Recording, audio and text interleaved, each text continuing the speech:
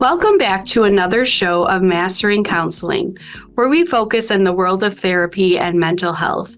Today, I am so excited to welcome an expert in nature-based expressive arts therapy, very specific, whose name is Susannah Horwitz, and we are so happy to have her here today. Welcome to the show. Thank you so much, Becky. I really appreciate it. I'm excited to get talking with you today. I'm so excited to hear from you. We have not delved into this specific type of therapy. She is a licensed professional counselor at Well Connected Therapist.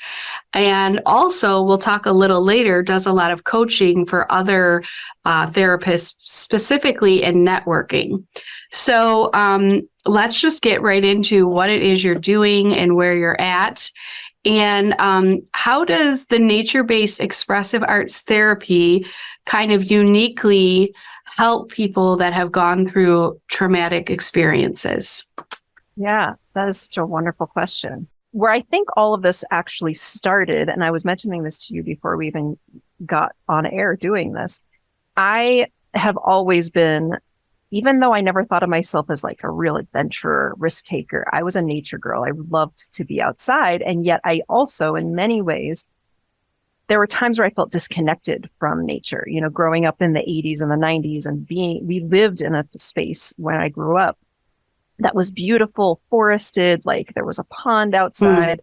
And we did get outside, but I look back on it and think I didn't get outside as much as, you know, I should have, because growing up in that time, we were inside all the time. We were watching TV and movies, and we just, you know, we didn't have what the kids have now, but we still were, I think, a little bit more disconnected from it. And I'll talk about that in a second too, because I think that's a huge part of why the nature-based therapy is so wonderfully supportive and transformative for people. When I was 15 years old, I went on an Outward Bound course. It was when my parents were getting a divorce and I was feeling lost. I was in like going between 9th and 10th grade in high school. I was meeting with a therapist and he suggested, and he was a CBT therapist, he suggested Outward Bound for me and for my brother. And I was really shy, very quiet, very introverted. There was just this feeling deep within me that I just didn't know who I was. I didn't feel like I had opinions of my own. I didn't feel a lot of self-esteem. And that's, you know, what he was sort of suggesting it for. So I went out into the North Cascades in Washington State in the wilderness for 3 weeks with a bunch of kids I didn't know. And I think there was some excitement about it, but there was also a lot of nervousness. But going through that, I think that was one of the very first times. I mean, I was going away from home. I grew up in Ohio, and just, it was a deeply transformative experience.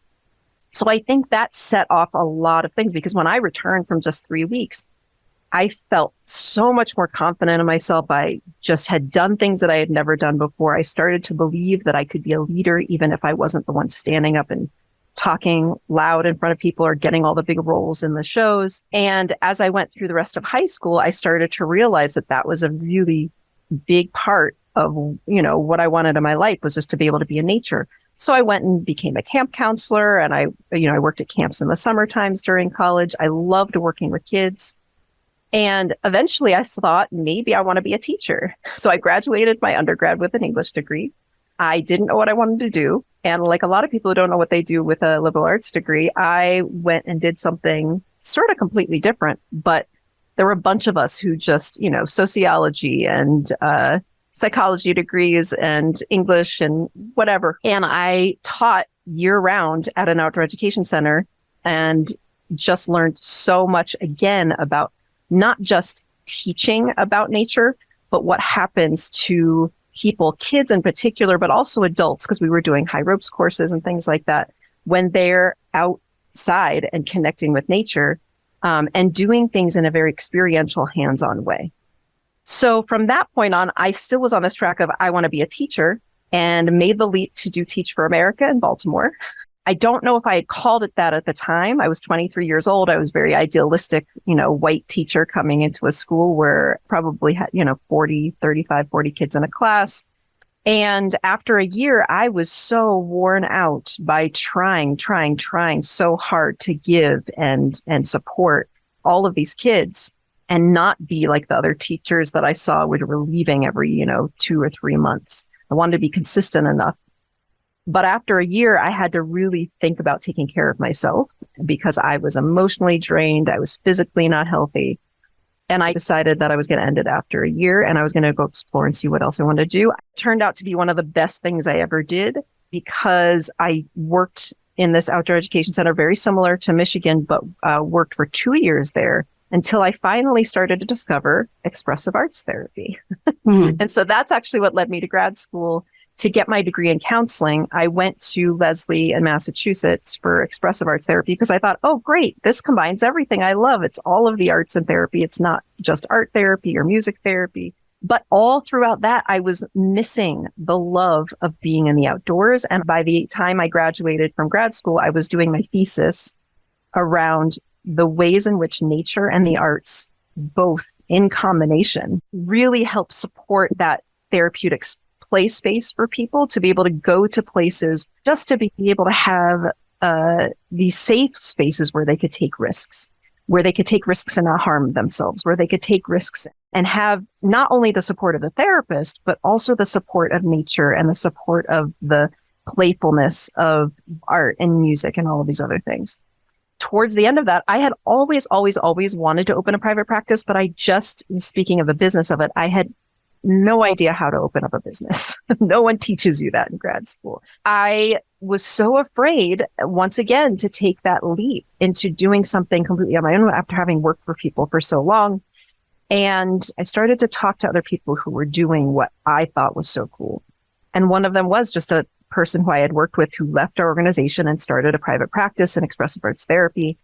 And I thought, oh, wow, I'd love to do that. Then I moved, a little closer to where this organization was and moved to part-time and decided maybe I'll do part-time private practice, but still had no idea. And eventually I built up a little private practice that I felt proud of that was part-time while I was still working at the nonprofit. I just kind of kept running with it. When I had my child, I gave myself 3 months of maternity leave. Then, as my son was getting a little older, through many different things that happened, my husband and I decided we were going to move to Colorado. So I ended up shutting down my practice in Massachusetts and we moved out here, and I contacted somebody just by Googling. I was just looking that stuff up and I found somebody who was doing trainings in both somatic interventions for trauma and also nature-based things. And that person is now one of my main mentors here. She has been somebody I've taken courses with. She's an EMDR trainer and consultant. So when I trained in EMDR, now she's my EMDR consultant. So when I moved out here, I just started trying to figure out, how do I incorporate this? And also, I didn't have an office space. In the beginning, when I first started meeting clients, I was not just meeting them in nature. I was meeting them at coffee shops. I was meeting them in downtown Denver and walking around, just doing action-based. It really relates back to what I do now with the nature-based therapy. So now, that said, I have worked with this mentor of mine, she and other people who helped me to understand, okay, well, when you go outside, how do you deal with the liability and the confidentiality of all of that? Now, there are people who do nature-based or adventure-based therapy who do a little bit more physically riskier things like rock climbing. And people ask me this, I'm like, I really just go outside, you guys. The riskiest thing I do is go down and sit on rocks by the creek. And even going outside in and of itself can maybe feel like it's some sort of risk. I mean, around here, you could see animals. I've had, in the last several years in particular, we see deer. I've seen a bear with a client. That was a interesting session. We saw a moose one time. There's just all sorts of really, really cool things that can happen out there. But, there's risks. So I think there's two things that I've always thought about that what happens when we go outside. One of them is, for most people who come to work with me, they know that I'm nature-based therapist and they love being outside. Most people, not all. I mean, I've had a couple people here and there like, I don't really want to go outside. And it ends up being a challenge to them that they then have to work through with the support of me, their therapist, and the support of nature and all these other modalities that I use. But for the most part, when we talk about trauma, whenever we're working with trauma, I always start with, and sometimes end up doing it for a long time with people, trauma-based resourcing. And so this is also something that you'll find in EMDR and sometimes, in an IFS and all sorts of different kinds of trauma-informed practices. Resourcing is just resourcing and grounding. It's just being able to regulate your nervous system within the unknown. So it might be in an unknown environment, or it might be the kinds of emotions that kind of feel vulnerable and scary. In general, I find that resourcing with nature is one of the easiest ways for people to resource. So for example, we go outside and somebody might be, I usually start by walking and talking, and I'll ask people to, because it's really their choice. Do you want to sit somewhere? Do you want to keep moving? Because the movement in and of itself is also helpful for resourcing, helps with breathing. And in general, if somebody's talking about something that's really kind of working them up, I spend a lot of time, and this is a lot of my somatic training too, interrupting people, and I'll tell them that right away. I may interrupt you and say, hey, what are you noticing is happening in your body right now? Or if we're not even getting into the body right away, because that takes people some time to develop that language, what are you noticing that you're feeling, right? They might be like, oh, I'm feeling nervous or anxious, or maybe I'm just feeling keyed up. I'm just feeling kind of like activated. And a lot of times when somebody's feeling like that, or if they're just feeling like blah, like something's just feels weighty, I would tell you that most of the time when we walk outside, because of the elements, like there's nothing that I have to do. Sometimes it'll just wake people up. So I'll see probably more activation than I will see depression outside. One of the things that I do with people a lot, and this was just an exercise I learned from somebody else, was just to notice something that feels neutral or pleasant with one of your 5 senses. It could be something you see, hear, feel, smell, taste even. And they just sort of like focus on that one thing, just sort of get really concrete about it. Well, what about it feels neutral or pleasant? It doesn't have to be particularly pleasant. It could just be like a blank color, or just be like the shape of a leaf or something like that. And I'll have them describe like, oh, what's the shape of it? What's the color of it? And when they start to do that, because this is something that a lot of us therapists do anyway, even in the office, then I'll have them check back in and notice, well, I'm still feeling anxious, but it's a little bit lighter than it was before. I feel a little bit more like I'm here.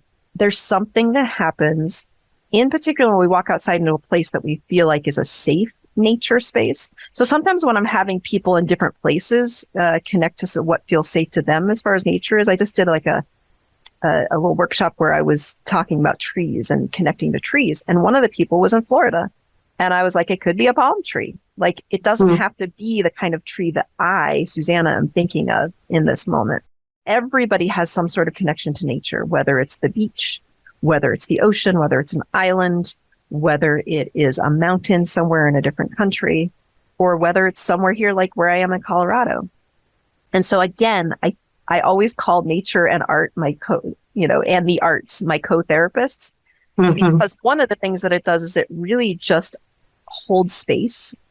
And I'm just sort of helping people get out there and sort of reintroducing them to it. These are not things that are really super hard to do. It's just making that jump and that leap to do something different. And for me, it was like, I was a big rule follower, even after, Outward Bound. I still was like, ooh, I'm going to get caught by the licensing board if I take my clients inside. Right. And the thing is, it's like, there's always different ways to work with. Okay, so I was thinking so many different things when you were talking. But one thing that came to mind is, and I think I saw this on your website, some clients are, they do a hybrid model, which I assume is some telehealth and some in person.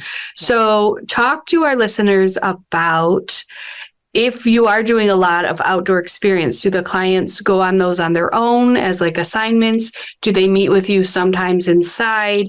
Are they outside? Maybe online. I guess I didn't think of it, but how does that work?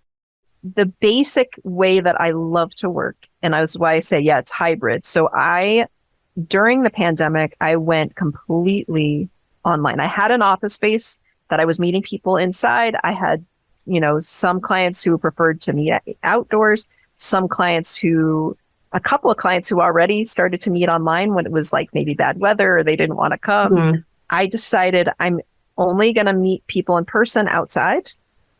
And if they don't, want to meet in person, then we're going to meet online. So that's where all of that started. It was actually in pretty much the beginning, spring of 2021.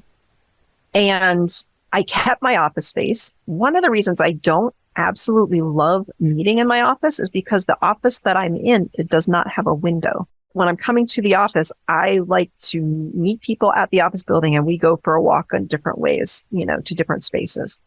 Because I happen to be in downtown Golden, that's really close to beautiful creek and really cool scenery. You don't have to be in a beautiful place to do nature-based therapy because nature is everywhere, even if it's hiding under the sidewalk.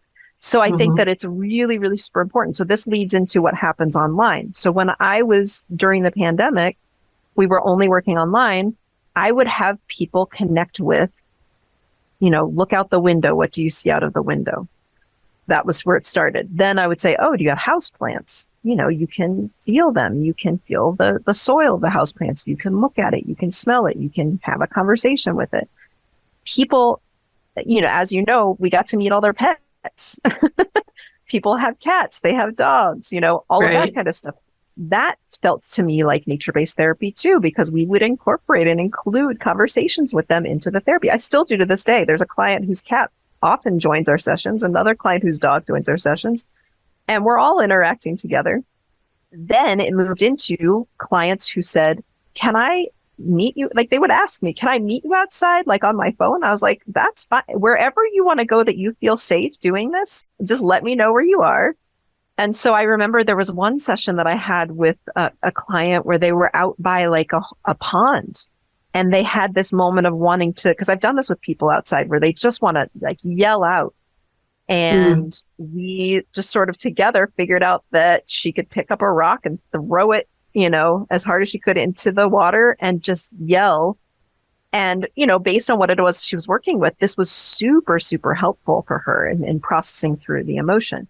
There were other people who would go on a walk and sometimes we do, again, telehealth, but maybe by phone. They would be walking and I would be walking over here. People who would just be sitting outdoors in a park somewhere where there's not a ton of people. That's another thing. I've sometimes even met with clients at a park. I've done swing set therapy. I've done, just meet out at a public park somewhere. And again, when it comes down to it too, it goes back to not just the liability of the confidentiality. I find, so I'm in a building that's really big. Across the hall for me is also a huge 2 conference rooms where there are tons of trainings that go on. They rent out space, I have a sound machine outside of my door, but being in my office is not at all as confidential as going to a space by the creek, sitting on the rocks where the trees are surrounding us. Yes, maybe somebody can kind of walk by, but usually when they see people there, they'll kind of walk away or they'll give us space. Right. If they don't, I have definitely had times where I've said to somebody, hey, do you mind if we just need a little bit of space here. Yeah. But usually if I'm doing something like EMDR with somebody, I am actually finding a space that's really more closed in by the trees. It's by the creek where the natural sound machine is going by. I think that sometimes we as therapists tend to make excuses because we're just afraid of change and we're afraid to do the next thing. And for me, it helped to be able to connect with other people and see other people doing these things, and then to just take the risk to try it myself, and also to talk to other people about how that went and just kind of constantly get good, peer and other group supervision. So we've talked a lot about the different modes of therapy and ways to help clients. Let's talk a little bit about the well-connected therapist and your coaching practice to help other therapists and counselors, particularly those who may be more introverted. Yeah. One of the reasons that this whole well-connected therapist thing started, I'll back up a little bit. This actually is a huge part of why I'm doing a ton of the stuff that I'm doing right now. I got to the end of 2020 and realized after having gotten onto some Medicaid panels and just working a lot, my practice had filled up, but I had gotten onto Medicaid panels in 2020 that I wasn't on previously. And my income went down as my clientele went way up. And so I was exhausted. I was starting to edge towards some burnout. And I was like, what is going on here? And then I was like, oh, because Medicaid, not only was it kind of a hassle to kind of get through. And the reason that I got on in the first place is because it's been so supportive to me when I was on Medicaid myself and I was pregnant and having a baby. And I sort of, wanted to be able to give back. Well, what turned out is that it was actually really, really draining me to be doing that kind of work. And by the beginning of 2021, I was like, something has to change. I've got to maybe increase my other full fees. I don't think I'm going to leave Medicaid right away. But then what ended up happening is I joined a coaching program and I got way more out of it than I ever had anticipated. I thought I was just going to go and they're going to help me kind of figure out how to raise my fees. Well, it transformed a lot about me just generally taking care of my own energy, scheduling vacations for the first time in my life in private practice. I had been in private practice for 11 years and I had not scheduled a vacation unless I was actually getting on a plane. Yeah. And so I ended up increasing my fees significantly. I ended up getting off of insurance panels. And so one of the things that happened early on when I was making all these changes was I was in this money mindset coaching program and people were talking about how do they market their practice as a premium fee therapist, as a therapist who's charging out of pocket. And a lot of times people were like, I know I need to network, but I just hate it. I'm an introvert.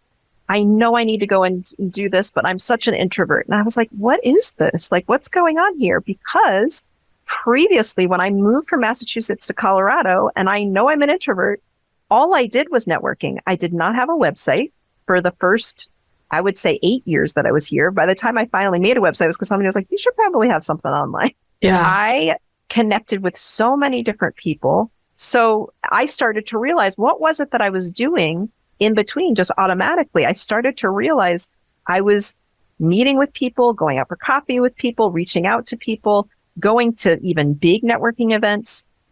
And then during the pandemic, it was online networking things. And I was really enjoying it. But I also was like, you know what? The thing that helped me was to really pull back and take that downtime and process things and figure out, what's the next step, but give myself space and time for it. And in the midst of all of it, I thought, wow, I'd really love to coach people with this because I was offering advice to people about this and they were like, that's so helpful. Thank you. So I was like, I'm going to start a coaching program. And I developed an 8-week coaching program for a one-on-one thing where I could meet with one person at a time for 8 weeks, kind of give them, this really individualized attention, but based on a structured coaching program around networking that is really honestly just based in somatic emotional regulation and distress tolerance techniques. Because of all the stuff I was doing just generally in therapy, I was realizing and I know maybe one of the questions we're going to ask is what's a practical tip? Well, if I was going to go and meet somebody I had never met before, or if I was going to even go and speak and do a workshop or something, I always, and I still do it to this day, I either would go out and move and listen to music, or I would dance in my office to music beforehand. I might write in my journal. I might do some meditation, breathing, a combination of a lot of these things before. During, I would be doing the same kind of grounding exercises that I do when I tell people, when you're feeling activated, I'm just going to feel the table. I'm going to have my water here. So I'm going to be able to know, and feel myself being actually here while I'm talking. And then afterwards, always, not just going straight directly to the next thing, but taking some of that downtime to really refuel myself, whether it was going for a walk or it's going for a run or it's talking to I don't know, maybe it's my husband at home or it's just playing or being outside in nature or making art. There are all these different things that I think we sort of think we have to do it like an extroverted person would do it. I think even extroverted people appreciated this too, because they were like, yeah, this can be draining too. Anyway. Right. But the whole before, during, and after process. So basically the way I've set up the program is to start with connecting with yourself. And so a lot of it's just somatic grounding techniques for you as a therapist, resourcing. How do you come back to yourself and developing that for yourself? Because I could give you a whole bunch of things, but I'm just going to hold the space for you to kind of develop that. And that, I think, is also another one of those nature-based things where it's feeling connected, becoming acclimated and becoming more comfortable with feeling connected to where you are, right? So I would move from really kind of grounding and doing all these grounding and resourcing techniques with yourself and the spaces and places that you might occupy just by yourself. And then to be able to go, oh, this is how I feel when I feel really grounded. How do I bring some of that with me when I'm going to meet one-on-one? So we start practicing one-on-one with another therapist or somebody in your field. Maybe it's somebody you know. And then we process all of that, and then we come back, and then we choose somebody who's outside of your profession. Maybe it's somebody like a lawyer that you want to be able to connect with to build your referral base for a certain specific niche that you're working with. And we apply all of these same grounding techniques when we're going out and connecting with them.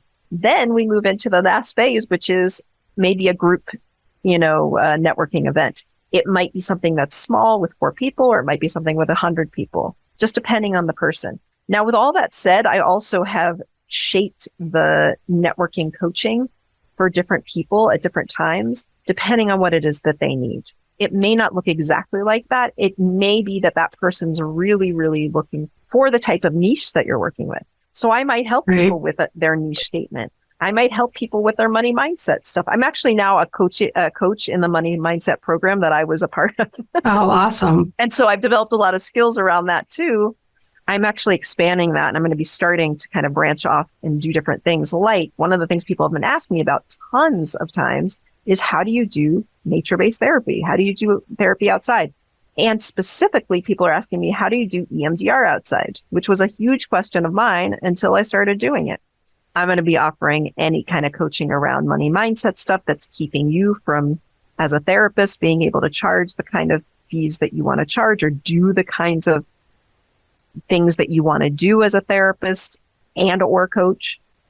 So it's just sort of all branching off of it. But really, that's what it was born out of, was just, how do we shift the idea of like what well-connected is? Well-connected is not just like some nepotism that you're just born well-connected. Being well-connected is being well-connected with yourself so that you can be a little bit more well-connected with the environment that you're in. And again, I consider this to be nature, and with other people. And so I think that I incorporate nature and arts-based stuff into the coaching as well, because I can't separate myself from it. But yeah. No, so exciting and creative. Just so many parts to this. Thank you so much for your time today and sharing a lot of insights, many things we haven't explored on the show yet. So we really appreciate you being here and sharing all about EMDR and nature and the arts and expression, and now the coaching and so many things. You're just always, I feel like, adding something new, which we love. So thank you so much. Thank you, Becky. I really, really appreciate this time. It was fun. Yeah. To our listeners, we're so grateful that you're part of the conversation. Feel free to leave questions, comments, visit Susannah Horwitz website to learn more about what she's doing. Maybe get yourself a coaching class there. We hope that you will consider this part of the field, and that you'll continue to listen to our episodes in the future. Have a wonderful day.